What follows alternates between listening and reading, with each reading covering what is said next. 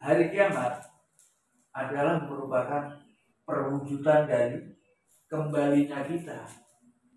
Seperti yang bilang tadi, spiritualitas adalah jalan kembali. Maka kiamat adalah merupakan keadaan di mana kita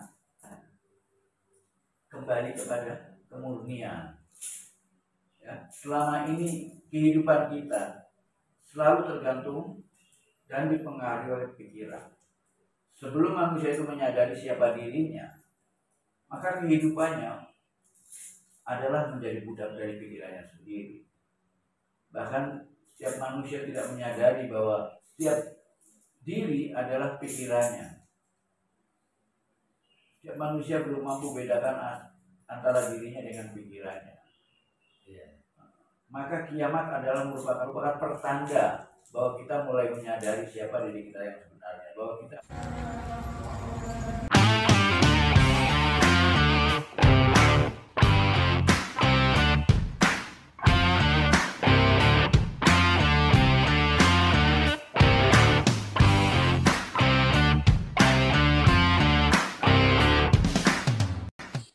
Salam satu hati, para tandapan di mana saja berada. Pertama-tama yang mengucapkan puji syukur dan berterima kasih sebesar-besarnya kepada Tuhan yang Maha Cinta atas seluruh kenikmatan yang senantiasa Engkau anugerahkan kepada kami semuanya. Dan kedua, yang ingin mengucapkan terima kasih kepada Niang Rosa Hamiza Azziha, Bunda Niang Rosa Hamiza, yang selalu memberikan semangat dan dukungannya kepada Hyang dalam mendampingi hidup Hyang. Dan salam cerdas laras pada seluruh tandapan di mana saja berada, baik di alam skala maupun di alam niskala. Kita kedatangan tamu namanya Mas Sunarto dari Boyolali. Jadi sebelum sampean datang ke sini pastinya sudah mengikuti channelnya dia. Sudah berapa lama? Hampir 5 tahun. 5 tahun. Apa yang membuat sampean tertarik pada channelnya? Atau sampean juga mengikuti yang lain juga? Ya ada, cuma sedikit ya. Cuma kebanyakan videonya itu ya kebanyakan dari Hyang. Dari dia. Apa yang menyebabkan atau yang mendorong sampean lebih memilih channelnya dia? Nah, bahasanya Hyang itu mudah dipelajari dan mudah dimengerti. Kebanyakan sesuai dengan kehidupan. Untuk pencerahan itu lebih ke dalam gitu ya. Lebih ke arah kehidupan yang sebenarnya. Apa yang sampean cari? Pengetahuan macam apa yang sampean inginkan? Ya, saya datang ke sini itu ingin mengetahui cara menjalani kehidupan yang sebenarnya. Selama ini sampean menjalani kehidupan bagaimana? Ya menurut saya masih kurang ya. Masih kurang. Karena saya itu belum pernah menemukan guru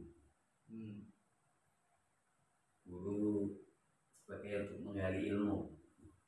Apa sulitnya menjalani kehidupan itu? Sehingga kok perlu dicari seorang guru? Apa kira-kira itu? Apa di mana kesulitannya? Kesulitannya gimana ya yang cara? Ya kalau menurut saya itu kalau kita berjalan itu kan harus butuh jalan yang bagus ya. Kalau misalnya kita berjalan, tapi kalau nggak ada bahan yang untuk membuat jalan yang bagus kan paling nggak kan jalan itu berterjal gitu. Banyak batu-batu gitu ya istilahnya. Kan harus butuh bahan untuk meneruskan jalan. Gitu. Iya. Jadi sejauh mana sampai memahami spiritualitas sehingga sampai tertarik dengan persoalan spiritualitas? Ya mungkin yang menurut saya ingin belajar spiritual itu kan bahasa-bahasa dan ajarannya mudah dimengerti gitu. Nah, yang membuat sampai jauh-jauh datang ke sini 5 tahun sampai mengikuti channelnya yang paling enggak kan sebuah cerita yang menarik. Iya, Ya mungkin bisa disampaikan, barangkali ini pengalaman yang bagus juga untuk didengar yang lain mungkin. iya. Ini saya ingin bertanya itu mana kita melatih supaya kita bisa menemukan jati diri kita sendiri. Pertanyaan klasik yang dari dulu sampai sekarang dipertanyakan terus. Iya ya.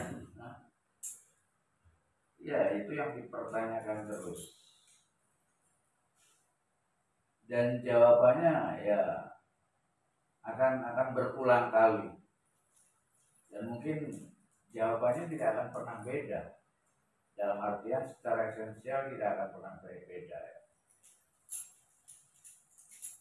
Yang menarik adalah kenapa orang butuh mencari jati diri. Nah, kira-kira apa tuh? Kenapa sampai orang-orang begitu tertarik untuk mengetahui jati dirinya? Ada apa dengan jati diri? Pelajaran untuk menemukan jati diri itu susah untuk menemukan guru yang untuk membuka jati diri kita sendiri itu susah ya. Nah ya, apa yang mendorong orang-orang begitu gigihnya ingin sekali mengenal jati diri, sementara yang lainnya menganggap jati diri itu seperti cerita tentang yang gak jelas. Masalah spiritualitas itu tidak banyak orang yang memahami dengan pasti, karena setiap orang kadang-kadang punya pengertian yang berbeda tentang spiritualitas. Selama ini orang memahami spiritualitas hanya sebagai sebuah pengetahuan. Seolah-olah spiritualitas adalah pengetahuan lain yang berbicara tentang sesuatu yang misteri. Iya. Ya. Iya. Jadi seolah-olah spiritualitas itu hanya sekedar pengetahuan, sehingga setiap orang punya definisi yang berbeda-beda tentang spiritualitas. Dan seolah-olah di dalam spiritualitas setiap orang bisa bebas berbicara. Sehingga spiritualitas bisa bisa bermacam-macam. Iya. Ya. Iya. Jadi kalau kita menganggap spiritualitas itu sebagai pengetahuan, sehingga spiritualitas seperti nggak punya pijakan yang pasti. Iya. Ya. Dan akhirnya muncul berbagai macam spiritualitas, sampai seolah-olah spiritualitas itu bisa dikotak-kotak. Seolah-olah ada spiritualitas Jawa, ada spiritualitas Barat, ada spiritualitas India, ada spiritualitas Hindu, ada spiritualitas Islam, ada spiritualitas Kristen. Iya. Seolah-olah spiritualitas itu tidak universal. Setiap komunitas, setiap bangsa, bahkan setiap agama seolah-olah memiliki spiritualitasnya sendiri. Kemungkinan pemahaman orang tentang spiritualitas yang sedemikian rupa itu karena selama ini spiritualitas itu definisinya memang hampir tidak jelas. Oleh karena itu Hyang mencoba untuk memberikan kejelasan. Karena pada hakikatnya jika spiritualitas itu merupakan puncak, maka dia harus universal. Maka spiritualitas harus memiliki pijakan yang jelas. Karena spiritualitas bukan sekedar definisi yang bisa diberikan secara bebas oleh setiap orang. spiritualitas itu haruslah merupakan sesuatu yang universal, yang berpijak pada kenyataan yang sebenarnya. Sehingga spiritualitas itu harus objektif sekaligus subjektif. Objektif itu artinya dia sama sekali di luar keterlibatan kita. Artinya spiritualitas sama sekali ada di luar keterlibatan dari pemahaman kita. Namun demikian spiritualitas haruslah sebagai sesuatu yang kita alami. Spiritualitas bukan sekedar pengetahuan yang objektif yang tidak bisa kita alami. Oleh karena itu dalam spiritualitas di sana ada sesuatu yang objektif sekaligus subjektif.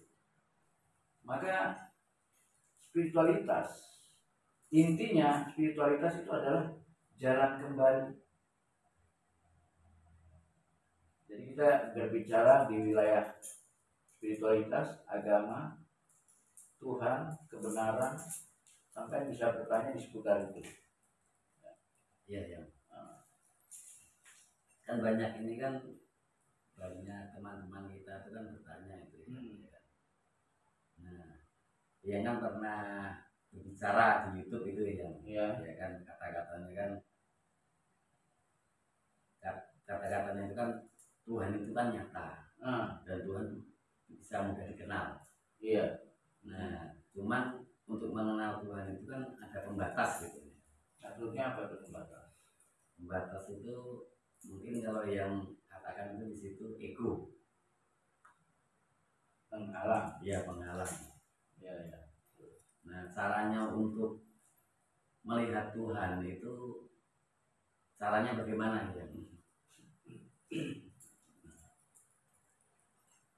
Seperti yang bilang tadi, bahwa pengenalan kita terhadap Tuhan itu hanya bisa kita lalui dengan cara mengenal diri kita sendiri. Mengenal diri kita sendiri artinya mengenal siapa diri kita yang sebenarnya. Pengertian daripada mengenal siapa diri kita yang sebenarnya itu intinya adalah kita mencoba kembali kepada jati diri kita yang sebenarnya. Ini yang maksud bahwa spiritualitas adalah merupakan jalan kembali. Jalan kembali. Jalan kembali kemana? Jalan kembali kepada kemurnian kita. Kita harus kembali murni sebagaimana apa adanya. Kenapa kita harus kembali? Karena manusia ketika lahir ke alam semesta ini, ketika lahir ke dunia ini, ketika dia lahir ke alam semesta ini, tidak memiliki pengetahuan apapun. Sama sekali semua kemampuan yang ada di dalam dirinya serba terbatas. Nah, ketika dia memasuki alam ini, tentunya membutuhkan pengetahuan dasar sebagai modal awal ya, untuk menjalani kehidupan awal kehidupannya, yaitu di masa kanak-kanaknya. Oleh karena itu manusia terpaksa harus belajar mengenal kehidupan ini lewat kata-kata, lewat bahasa. Berarti harus mengenal diri. Cara mengenal diri ya. Nah ya, caranya langkah pertama itu kan mengenal diri. Ya. Memang lewat mengenal diri. Ya. Dan pada di sinilah kita mengenal kita yang dari awal kita harus mengenal diri yang sebenarnya gitu kan.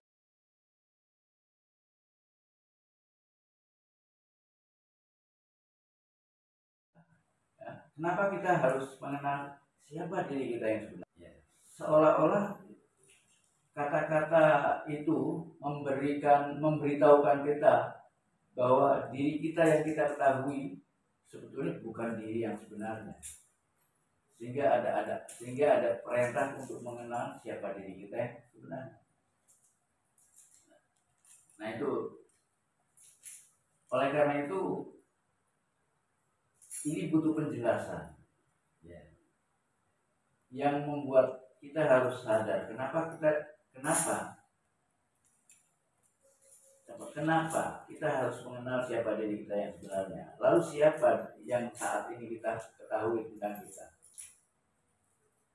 Yang kita ketahui saat ini, seringkali orang tidak menyadari bahwa yang kita kenali tentang diri kita selama ini adalah merupakan hasil penalaran kita terhadap diri kita. Kita mengenal diri kita itu hanya lewat pemikiran, berdasarkan pengetahuan yang kita peroleh, yang kita dapatkan dari orang tua kita. Ya. Sehingga semua pengetahuan tentang diri kita, tentang Tuhan, atau tentang apa saja, semuanya kita peroleh dari orang tua berupa pengetahuan-pengetahuan yang sifatnya konseptual yang kita terima pada waktu anak-anak. Dan ini pengetahuan-pengetahuan inilah yang telah membatasi kita. Seolah-olah kita yang kita kenali selama ini hanya sekedar pengetahuan-pengetahuan yang kita dapatkan dari anak-anak, yang kita dapatkan di masa kanak-kanaknya dari orang tua kita sendiri. Sehingga setiap orang memiliki pengetahuan dasar yang berbeda dari anak-anak yang lain tergantung pada orang tuanya masing-masing. Diri kita yang kita kenal tidak jauh berbeda dari data-data pertama yang kita terima di waktu anak-anak. Sehingga setiap orang mengenal dirinya dalam batas data-data yang dia ketahui, dalam batas pengetahuan yang dia terima di masa kanak-kanaknya. Nah, apapun yang dia ketahui tentang dirinya, atau tentang Tuhan, atau tentang apa saja yang diterima dari pikirannya, yang diterima oleh pikirannya dari orang-orang dewasa yang ada di sekitar hidupnya, semuanya masih bersifat konseptual, semuanya masih bersifat pengetahuan yang pada akhirnya setiap manusia seringkali memahami dirinya seperti apa yang dia ketahui melalui konsep-konsep itu. Sehingga manusia, kita semua tanpa disadari kita ini telah mengidentifikasi diri kita sendiri sebagai pikiran. Ya, tanpa disadari itu. Coba sampean kalau waktu masih kecil, apa sampean sadar kalau diperlakukan sebagai pikiran oleh orang tua kita, oleh lingkungan, oleh adat, oleh kebudayaan?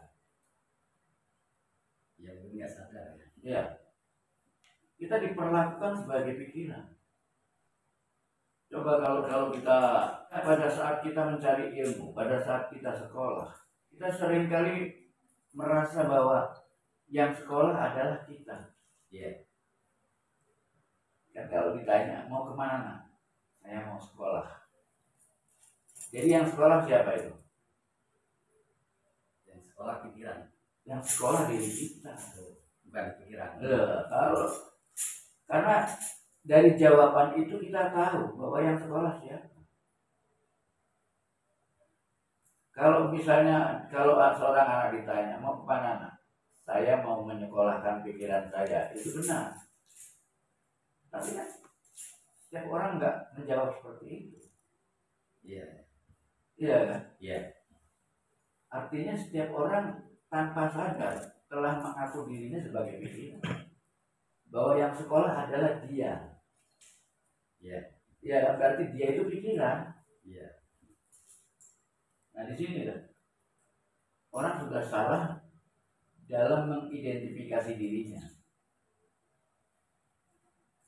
Lihat, setiap orang tanpa disadari mulai dari kecil sudah mengidentifikasi dirinya sebagai pikiran.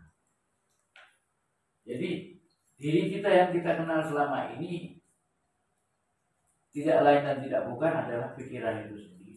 Nah, kalau untuk itu yang namanya untuk belajar caranya itu. Nah, itulah dia makanya. Nah, kita harus pahami bahwa apa yang selama ini kita ketahui tentang diri kita adalah pikiran. Maka kita harus menyadari bahwa siapa itu pikiran, apa itu pikiran. Nah, apakah kita ini pikiran? Nah, di sini kita perlu mengetahui bahwa kita ini pikiran atau bukan. Apa itu pikiran? Di sana kita harus mulai menyelidiki siapa diri kita. Pikiran itu hanya sekedar sarana yang dipinjamkan oleh alam kepada kita. Sarana yang diberikan kepada kita secara darurat sebagai pertolongan pertama untuk kita dalam mencari pengetahuan di awal kehidupannya. Nah, pengetahuan yang kita peroleh lewat pikiran kan bukan pengetahuan yang sebenarnya. Pengetahuan palsu. Ya, kalau untuk menjangkau pikiran yang ke wilayah yang sebenarnya itu seperti apa ya? Gambarannya itu seperti apa? Pikiran itu nggak sebenarnya. Bukan. Iya, kalau untuk menjangkau yang sebenarnya kita harus bebas dari pikiran. Jadi kita harus melepaskan pikiran. Kita harus keluar dari pikiran. Kita belajar mengetahui kenyataan apa adanya. Tanpa penilaian pikiran, tanpa pemahaman dari pikiran. Ya. Untuk teman-teman itu kan pasti kalau mendengarkan itu seperti begini ya. Untuk menjalani hidup yang sebenarnya itu kan mungkin caranya seperti apa, gambarannya seperti apa gitu ya. Paling tidak kita mulai menyadari bahwa selama ini manusia tidak sadar kalau diri yang dia ketahui selama ini adalah pikirannya. Ya. Oleh karena itu kita harus mulai bisa membedakan antara diri dengan pikirannya. Di sana kita harus belajar menjaga jarak, keluar dari pikiran. Seperti kita coba, kalau kita ingin tahu rumah ini, kalau kita ingin tahu ini rumah ini adalah bukan aku, ya, maka kita harus keluar dari rumah ini dan melihat dari luar. Maka kita harus keluar dari pikiran untuk bisa membedakan antara siapa aku dan apa itu pikiran. Maka meditasi adalah merupakan jalan praktek yang bisa kita lakukan untuk bisa mengetahui perbedaan antara kita dengan pikiran kita. Dan di sana diharapkan kita bisa mengetahui bahwa selama ini kita banyak digerakkan oleh apa? Apa yang telah menggerakkan kita ke sana dan kemari? Jadi cara tahap belajarnya itu seperti apa ya? Nah, itu tadi belajar. Pertama belajar dalam rangka belajar membedakan antara aku dengan pikiranku. Maka jalan yang dilakukan adalah meditasi. Dengan meditasi di sana kita belajar untuk keluar dari pikiran, belajar mengawasi pikiran, belajar mengenal pikiran. Kayak kalau kita meditasi itu kan sendiri ya, ya. Nah kalau hasil yang kita dapat itu kan kalau nggak ada pembimbingnya kan, oh iya. Nah, kita kan jadi mungkin orang bisa belajar meditasi. Sekarang banyak tutorial, bimbingan, ya kan? Iya. Ada yang berupa buku-buku petunjuk bagaimana meditasi. Ada channel-channel juga yang membimbing kita untuk meditasi. Setiap channel, setiap perguruan atau padepokan punya cara sendiri-sendiri dalam meditasi. Orang belajar meditasi pada intinya adalah belajar untuk keluar dari pikiran. Ya, belajar untuk keluar dari pikiran. Dan di sana kita belajar mengetahui bahwa kenapa kita harus meditasi. Karena ada perbedaan yang sangat substansial. Pada saat kita meditasi adalah kita belajar untuk keluar dari pikiran. Kita harus belajar bagaimana hidup tanpa pikiran. Karena hidup yang sebenarnya adalah tanpa pikiran.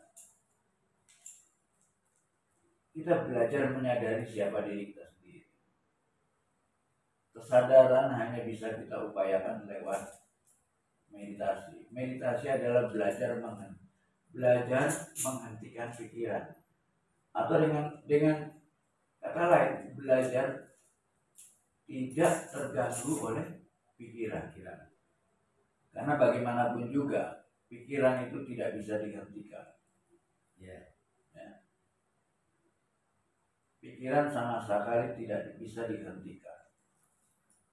Oleh karena itu apa yang bisa kita lakukan bukan menghentikan pikiran.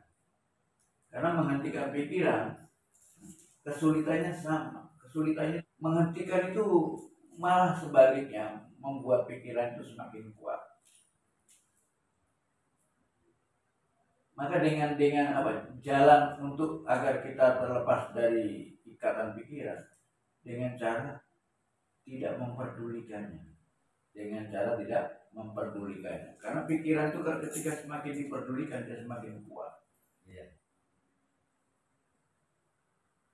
Jika pikiran itu sama sekali kita tidak kita pedulikan, maka dia semakin lemah. Dan kalau terus-menerus kita tidak pedulikan, dia akan hilang dengan sendirinya. Nah, tapi yang namanya pikiran itu tidak akan pernah diam. Terus berjalan ya. Dia terus membuat pertanyaan-pertanyaan yang merangsang kita atau memicu kita untuk menjawabnya.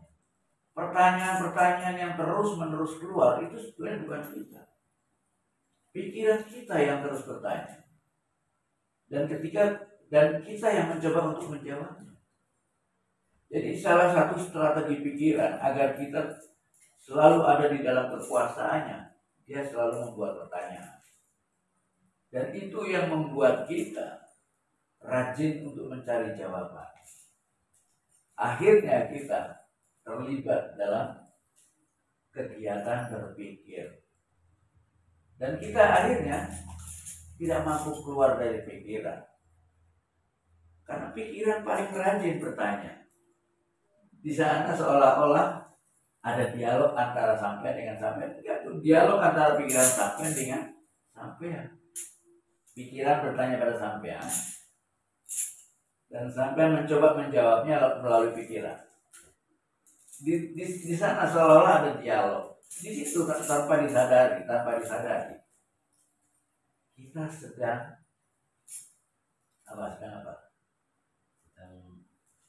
dipermainkan pikiran. Ya. Pikiran sama sekali tidak rela kalau kita dibiarkan hidup tanpa berpikir. Pikiran kita akan selalu menakut-nakuti kita. Karena dalam spiritualitas kita dianjurkan hidup tanpa berpikir. Di sinilah pikiran punya ketakutan kalau dia tidak digunakan.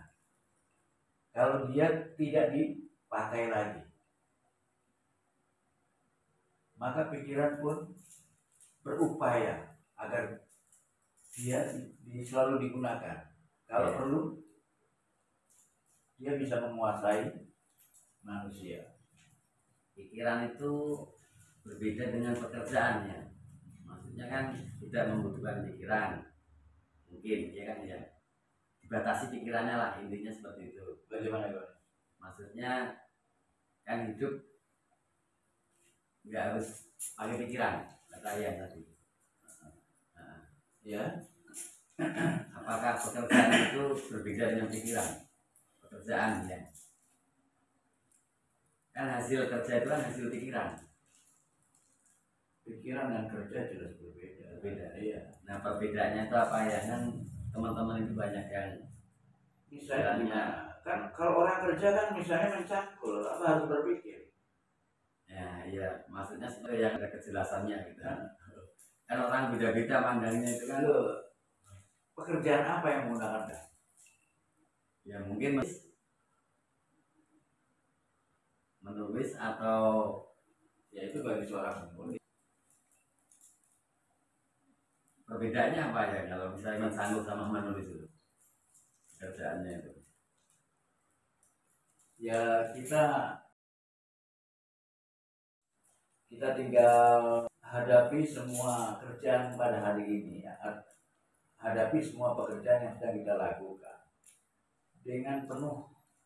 Ketika kita sedang mencangkul ya, kemudian kita menghayati setiap gerakan yang kita lakukan, kita perhatikan tanah yang kita cangkul tanpa membuat penilaian apapun, tanpa berpikir apapun. Berpikir apa yang mau kita pikirkan di sana. Ya misalnya kan pikiran itu kan apakah berbeda dengan pekerjaan gitu ya kan, masalahnya kan pertanyaan itu kan ya, karena adanya pikiran jadi ada pekerjaan, pengetahuan kan seperti itu ya. Gimana nih kaitannya gimana kok? Ya pikiran dan pekerjaan jelas berbeda. Terus persamaannya di mana coba? Kalau yang balik sekarang. Lalu persamaannya apa? Kalau sulit membedakan antara pikiran dengan pekerjaan? Ya yang maksud saya yang saya mengetahui begini ya. Kan kita punya pikiran. Pikiran kita itu kan intinya mau usaha ini, itu kan berarti kan hasil dari pikiran dulu ya. Ya, itu kan harus bedakan antara ketika mau bekerja dengan bekerja. Ya. Itu namanya itu berpikir untuk apa? Berpikir untuk hidup. Berpikir dengan bekerja itu beda. Kalau sampean mungkin pekerjaannya sebagai filsuf, mungkin kerjanya berpikir. Ya.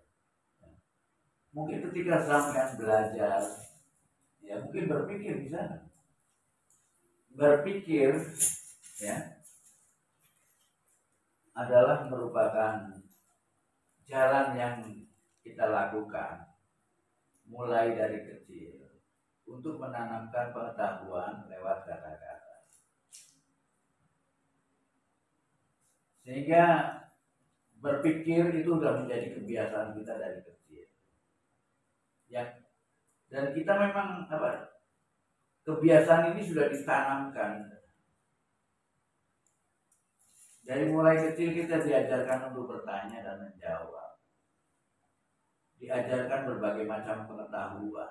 Tapi semua pengetahuan yang kita terima di waktu kecil kan hanya sekedar konsep. Ya. Kita hanya menerima, kadang-kadang kita nggak tahu konsep yang kita terima itu artinya apa. Setiap kata yang kita terima, kadang-kadang kita nggak tahu makna yang terkandung di dalamnya. Iya.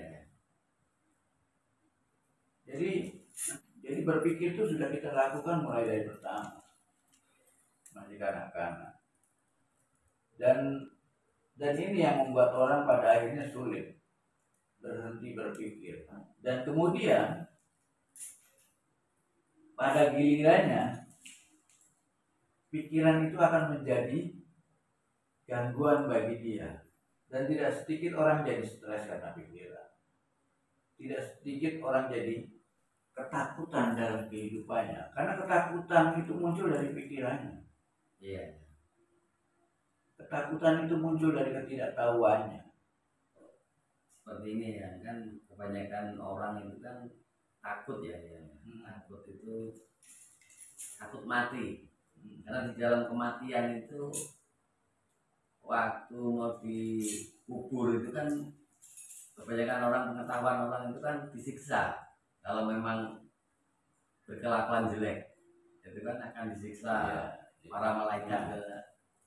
Ketakutan semacam ini kan ketakutan yang kita peroleh lewat dogma. Apakah orang kalau sudah mati kita bisa merasakan siksaan itu? Itu kan kan masih dogma. Kita nggak tahu apakah orang yang sudah mati tersiksa. Ya kalau menurut saya nggak bisa merasakan ya, karena kan sudah mati. Nah itu dia. Kalau sudah mati kan nggak ingat. Terus ketakutan apa lagi yang muncul kalau pada saat kematian itu terjadi kita nggak merasakan apa-apa. Iya makanya kan kebanyakan orang kan berpikirnya seperti itu ya, makanya kalau justru yang mengerikan adalah saat sekarat. Saat sekarat itulah yang sakitnya luar biasa. Sesudah kematian udah nggak ada sakit apa-apa lagi. ada rasa sakit ya. Iya. Kan kalau kebanyakan orang menggambarkan kan siksanya yang lama itu kan di kuburan ya. Kayaknya berpikir saya itu kan kenapa orang mati kok masih disiksa, yang disiksa itu apanya gitu loh ya. Itu bisa kita sebut dogma, dan bukan berarti dogma itu jelek. Iya. Karena kita harus paham dengan tujuan utamanya. Dogma ini kan diberikan untuk anak-anak ya, dalam rangka untuk agar dia bisa berbuat yang baik. Sekalipun mungkin ini caranya kurang bagus ya, tapi tidak ada jalan lain yang bisa kita lakukan terhadap anak-anak dengan cara memberikan perbedaan antara baik dan buruk.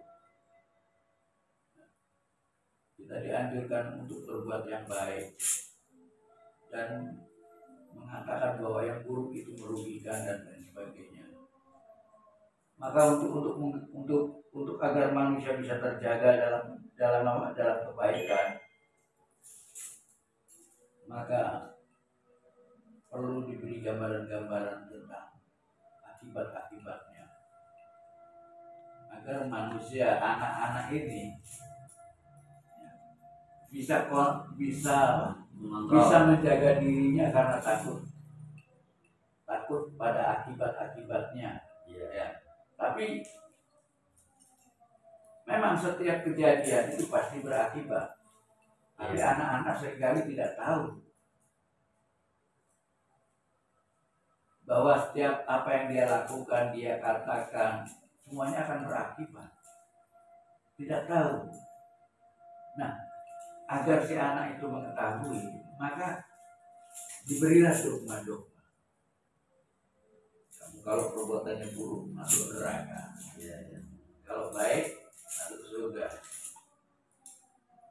Tapi kan itu kan sebenarnya untuk anak kecil ya. Untuk anak-anak yang untuk sudah dewasa tubuhnya itu kan kenyataannya masih banyak kan seperti itu ya. Itulah dogma-dogma yang ditanamkan kepada manusia di waktu anak-anak. Itu adalah merupakan cara darurat. Bagaimana memberikan petunjuk, bagaimana memberikan pelajaran agar anak-anak itu bisa kontrol diri. Maka di sana ditanamkanlah dogma dan ketakutan terhadap hal-hal yang terhadap akibat-akibat buruk apabila dia melakukan hal-hal yang buruk. Ya, lalu digambarkanlah surga dan neraka. Itu kan gambaran-gambaran pertama agar anak-anak bisa kontrol diri gitu kan. Tapi kan gambaran-gambaran semacam ini kan hanya untuk anak dan harus segera dibebaskan dari gambaran ini. Karena seharusnya kalau udah lewat dewasa, ya kan udah setengah tua ya, seharusnya kan pikiran itu harus dihilangkan ya. Disitulah makanya di tingkat remaja, orang dewasa, orang tua itu belajar untuk mengajak anak-anaknya ya, atau mengantarkan orang-orang muda ini untuk mencari kebenarannya dengan cara apa? Dengan cara menerapkan apa yang sudah dia terima di waktu anak-anak. Konsep dengan antara pernyataan dengan kenyataan. Dengan cara mulai belajar menerapkan. Ya kita bisa bedakan mana pernyataan dan mana kenyataan. Dan untuk memahami kenyataan pun tidak semudah itu. Karena manusia ketika belajar melalui kata-kata, tidak sedikit manusia yang mulai terperangkap dalam kata-kata, dalam bahasa, dalam pemahaman dan keyakinan.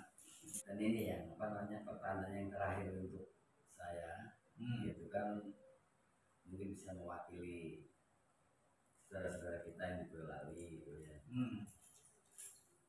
Apakah arti sebenarnya hari kiamat itu ya? Ya ini nggak perlu sampai mengatakan pertanyaan terakhir. Ya, pertanyaan bisa muncul. Ya, siap. Soalnya berdiri serah. Apa yang disebut kiamat?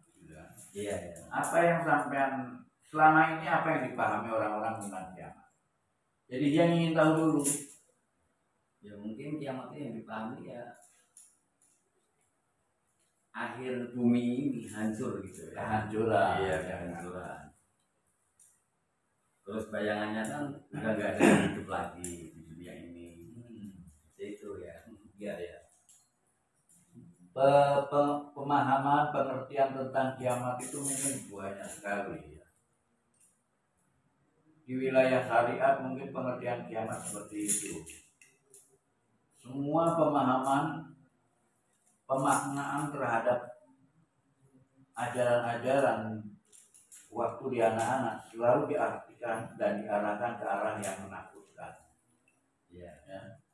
Selalu diartikan dan diarahkan ke arah yang menakutkan. Karena memang untuk mengarahkan anak-anak, untuk menjaga anak-anak agar dia tetap selamat dalam kehidupannya waktu di masa kanak-kanak. Ya, yang dia maksud ya. Maka jalan yang harus kita lakukan hanya dengan menakut-nakuti. Dan itu apa? Relevan. Kenapa?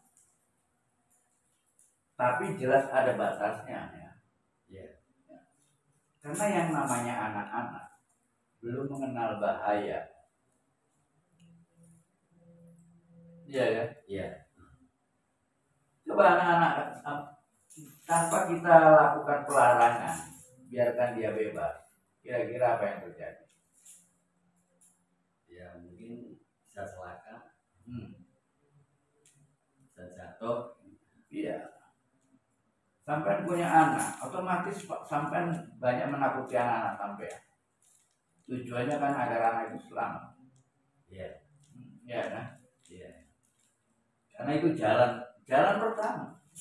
Jangan main-main di jalan, jangan keluar rumah. Iya kan? Selalu itu kan. Iya. Jangan main api di dalam kamar. Hanya larangan-larangan saja. Iya. Kalau nggak dilarang gimana coba? Rusak nggak tuh? Rusak ya. Hah? Iya. Jadi memang larangan-larangan yang kita dapatkan dari agama di tingkat anak-anak itu untuk menjaga anak-anak kita. Memang cara menjaga anak kita dengan menakut-nakuti adalah memang untuk anak-anak. Iya. Jadi gambarannya seperti itu ya. Iya, untuk anak-anak. Oleh karena itu batasi hanya untuk anak-anak. Iya. Di wilayah selanjutnya kita perkenalkan anak-anak pada dunia lain. Artinya kita perkenalkan anak-anak pada dunia yang sebenarnya. Iya. Karena selama dia masih kanak-kanak, pengetahuannya tentang kehidupannya masih terbatas. Iya. Iya kan? Iya. Dia nggak tahu apa-apa tentang kehidupan. Dia nggak tahu kalau kehidupan itu liar. Ya. Iya. Iya. Banyak penjahat dan lain sebagainya ya kan. Banyak bahaya yang bisa dia temui kalau kita biarkan dia bebas sendiri. Iya. Nah, sekalipun demikian, sedikit demi sedikit di masa remajanya, kita belajar membiarkan anak-anak kita keluar sendiri. Pada saat dia sekolah, dia akan keluar sendiri. Iya. Mungkin Di awal-awal dia berangkat sekolah dia diantarkan, tapi lama-lama dibiarkan sendiri. Dilepas, ya kan? Tuh di masa sekolahan itu. Di sana belajar mengenal orang lain, teman-temannya, ya orang lain bukan keluarganya. Ya. Sehingga pada saat mengenal orang lain di sana terjadi benturan-benturan. Ya, berkelahi antara anak-anak. Bahkan di masa itu sudah ada premanisme kadang-kadang. Anak-anak tuh kadang-kadang wah ini main pukul aja. Ada anak-anak yang menguasai. Iya kan? Di situ anak-anak sudah belajar bagaimana di sana terjadi yang namanya pengembangan mentalitas. Kita bisa mengetahui masa-masa itu. Ya. Di sana banyak hal yang bisa kita pelajari. Ada perbedaan waktu anak-anak dengan remaja. Di masa remaja kita belajar mengantarkan anak-anak untuk keluar. Artinya bagaimana anak-anak itu menghadapi kehidupannya. Ya. Kita antarkan mereka belajar menghadapi kehidupannya. Dia mengenal orang lain. Orang lain yang datang dari keluarga lain. Dari kebiasaan lain. Ya kan? Ya. Di masa ini anak-anak mulai terjadi benturan-benturan. Selama ini dia mendapatkan pelajaran dari keluarganya tentang kebaikan. Harus begini, harus begitu. Ketika dia bertemu dengan orang lain, teman-temannya yang juga memiliki latar belakang kehidupan yang berbeda, akhirnya terjadi benturan. Ya, di sana belajar. Ya. Anak-anak mulai bingung mana yang benar. Dan di sana belajar bagaimana bergaul dengan yang lain. Setelah remaja berangkat ke dewasa. Ketika dewasa dia mulai belajar untuk mewujudkan apa yang jadi keinginannya. Ketika kita dewasa mungkin banyak mengalami kegagalan. Tidak semua yang kita inginkan bisa kita dapatkan. Di sana mulai pikiran kita ditantang oleh keadaan yang pada akhirnya mengantarkan kita di masa tua. Ya. Sehingga kita mengalami 4 periode yang berbeda, 4 jenjang yang berbeda, mulai dari jenjang anak-anak, remaja, dewasa, kemudian akhirnya tua. Masing-masing jenjang itu punya tekanan-tekanan pelajaran yang berbeda-beda. Keimanan kita, keyakinan kita pun terbentuk dari keadaan-keadaan yang berbeda-beda, dari tekanan-tekanan yang berbeda-beda. Yang hari kiamat itu ya. Nah, ya. Nah, jadi lupa dengan pertanyaannya, bisa kesini. Jadi kiamat yang dipahami oleh orang banyak itu seringkali dipahami dengan kehancuran alam semesta. Dalam ilmu pengetahuan pun kita tahu bahwa kehancuran bisa terjadi, tapi kan enggak secara menyeluruh. Bisa saja terjadi hanya satu planet. Tidak seluruh planet terjadi bersamaan.